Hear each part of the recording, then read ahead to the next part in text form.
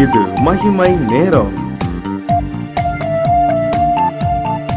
பிதாவாகிய தேவனாலும் கர்த்தராகிய இயேசு கிறிஸ்துவினாலும் உங்கள் எல்லாருக்கும் கிருபையும் இரக்கமும் சமாதானமும் உண்டாவதாக.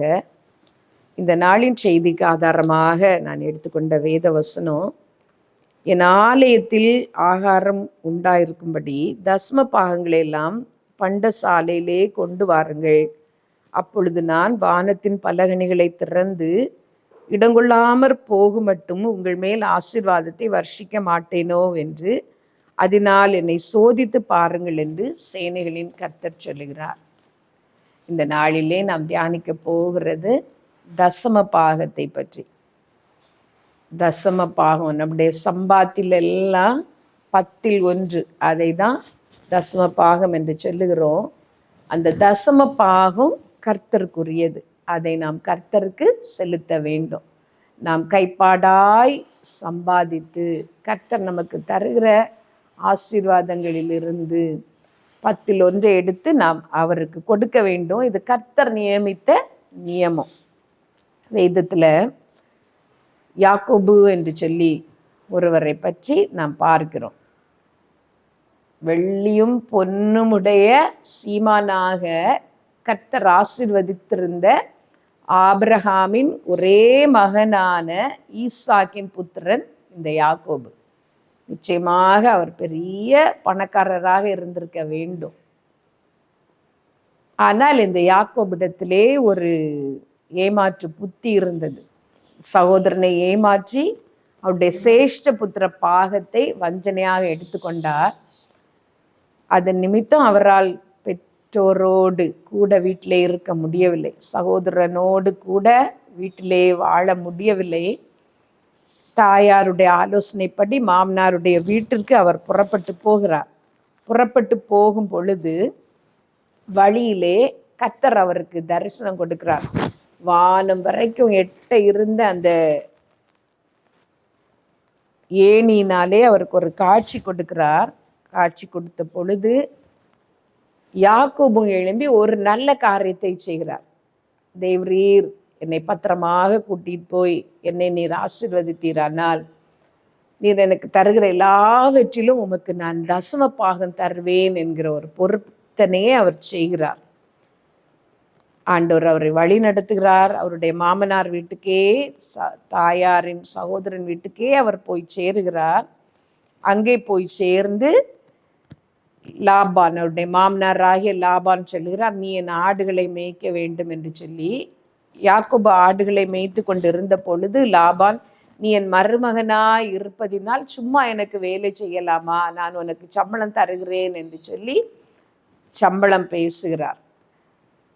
அவருடைய 2 குமாரத்திகளுக்காக, ராகேலுக்காகவும் லேயாளுக்காகவும் 7 வருஷங்கள் அவர் உழைக்க வேண்டியதாயிற்று. திரும்ப தன்னுடைய சம்பாத்தியத்திற்காக 6 வருடங்கள் அவர் உழைக்கிறார் மாமனாரிடத்திலே. கடைசியிலே மாமனாரை விட்டு தன்னுடைய மனைவிகளையும் பிள்ளைகளையும் கூட்டிக் கொண்டு அவர் திரும்ப வரும் பொழுது அவர் மாமனாரோடு சொன்ன ஒரு காரியம், 10 முறை என்னுடைய சம்பளத்தை நீர் மாற்றினீர். கலப்பு நிறமான ஆடுகள் எல்லாம் உனக்கு என்று சொன்ன பொழுது ஆடுகள் கலப்பு நிறமான குட்டிகளை போட்டது. புள்ளியும் வரியுமானவைகள் உன்னுடையது என்று சொன்ன பொழுது ஆடுகள் புள்ளியும் வரியுமான குட்டிகளை போட்டது. என் தேவன் எனக்கு உதவி செய்தார், இல்லாவிட்டால் என்னை நீர் வெறுமையாக அனுப்பியிருப்பீர். நான் ஆராதித்து வந்த தேவன் தான் நேற்றைய தினமும் உம்மை கடிந்து கொண்டார். யாக்கோபோடு நீ நன்மையன்றி தீமை பேசாதே என்று கடிந்து கொண்டார் என்று சொல்லி தன்னுடைய வாழ்க்கையின் காரியத்தை அவர் சொல்லுகிறார். அது ஒரு சாட்சி. யாக்கோபிடத்திலே ஏமாற்றுகிற ஒரு புத்தி இருந்தாலும் கர்த்தர் அவரை ஆசீர்வதித்தார். மற்றவர்கள் அவரை ஏமாற்ற விடாமல், பண விஷயத்திலே ஏமாற்ற விடாமல் கர்த்தர் காத்து கொண்டார். அதற்கு ஒரு பெரிய காரணம் யாக்கோபு கர்த்தரோடு பண்ணின அந்த உடன்படிக்கை தான். தேவரீர் எனக்கு தருகிற எல்லாவற்றிலும் நான் உமக்கு தசம பாகம் தருவேன் என்று சொல்லி வாக்கு கொடுக்கிறார். கர்த்தருக்கு கொடுக்க வேண்டியது அந்த தசம பாகம். நாம் இன்றைக்கு வாசித்த அந்த வசனத்திலேயும் கூட, என் ஆலயத்திலே ஆகாரம் உண்டாகும்படி தசம பாகங்கள் எல்லாம் கொண்டு வாருங்கள், வானத்தின் பலகணிகளை திறந்து இடங்கொள்ளாமல் போகும் மட்டும் உங்களை நான் ஆசீர்வதிப்பேன் என்று சொல்லி, இதை கேட்கிற நீங்களும் ஆண்டவருக்கு என்று தசம பாகம் இதுவரைக்கும் கொடுக்காதவர்களாக இருந்தால் இந்த நாளிலே ஒரு தீர்மானம் எடுங்கள். எனக்கு ஆண்டவர் தருகிற எல்லாவற்றிலும் 10% தசம பாகம் நான் கொடுப்பேன் என்று சொல்லி. ஒரு வேளை பெரிய சம்பாத்தியம் உங்களுக்கு இல்லாவிட்டாலும் உங்களுக்கு இருக்கிறதை திருப்தியாக அனுபவிக்கும்படி கர்த்தர் உங்களுக்கு உதவி செய்வார். நீங்கள் உங்களுக்கு வருகிற அந்த கொஞ்ச வருமானத்திலே நீங்கள் சந்தோஷமாக இன்பமாக உங்கள் மனைவியோடு பிள்ளைகளோடு வாழும்படி கர்த்தர் அந்த வருமானத்தை உங்களுக்கு ஆசீர்வதித்து தருவார். மல்கியாவிலே நாம் பார்க்கும் பொழுது, நீங்கள் என்னை வஞ்சித்தீர்கள், எதிலே என்னை வஞ்சித்தீர்கள் என்று ஜனங்கள் கேட்ட பொழுது தசம பாகத்திலும் காணிக்கையிலும் தானே என்று சொல்லி ஆண்டவர் சொல்லுகிறார். அப்பொழுது ஆண்டவருக்கு கொடுக்க வேண்டியதை நாம் கொடுக்காமல் இருக்கிறது வஞ்சித்து எடுக்கிறது என்று வேதம் சொல்லுகிறது. தசம பாகத்தை ஆண்டவருக்கு கொடுப்பதிலே ஜாக்கிரதையாக இருக்க நாம் முற்படுவோம். கர்த்தர் நமக்கு உதவி செய்வார்.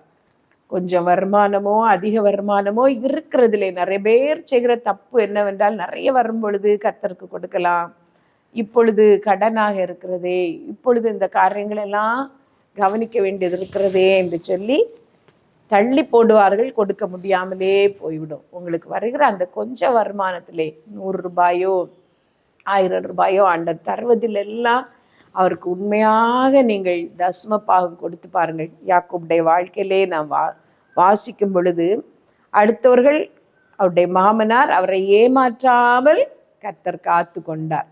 மற்றவர்கள் எடுக்க விடாமல், வஞ்சித்து எடுக்க விடாமல் கர்த்தர் தடுத்து பாதுகாப்பார். நீங்கள் அதிகமாய் விதைத்தீர்கள், ஆனால் கொஞ்சமாய் அறுத்து கொண்டு வந்தீர்கள். அது ஏனென்றால் எனக்கு தர வேண்டியது நீங்கள் தரவில்லை, என்னை நீங்கள் வஞ்சித்ததினாலே தானே என்று சொல்லி மல்கியாவிலே ஆண்டவர் கேட்கிறார். கொஞ்சத்தையும் அதிகமாக ஆசீர்வதிக்க கர்த்தரால் முடியும். அதிகம் வருகிற வருமானத்தையும் ஒன்றுமில்லாமல் போக பண்ண கர்த்தரால் முடியும்.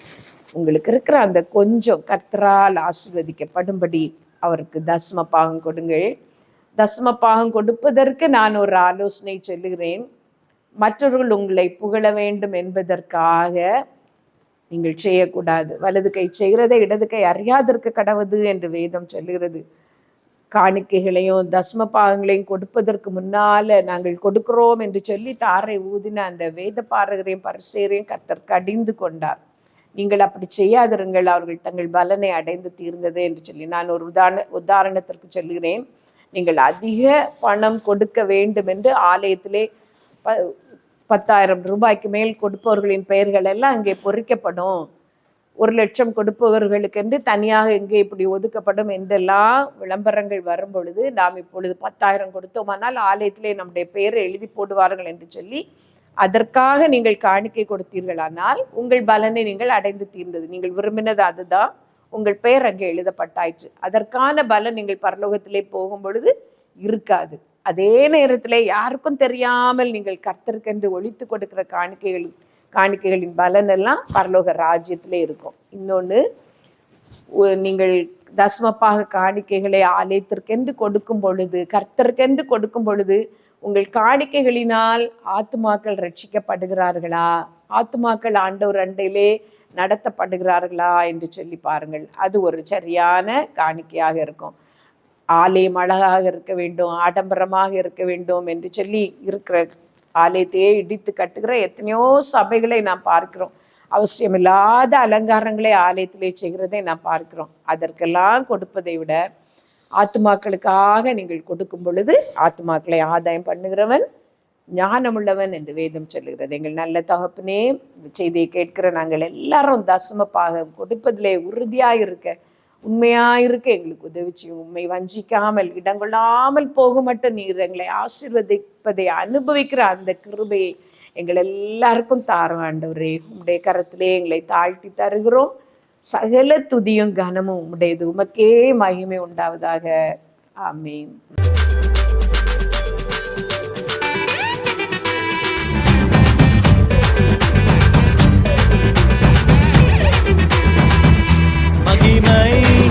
மகிமை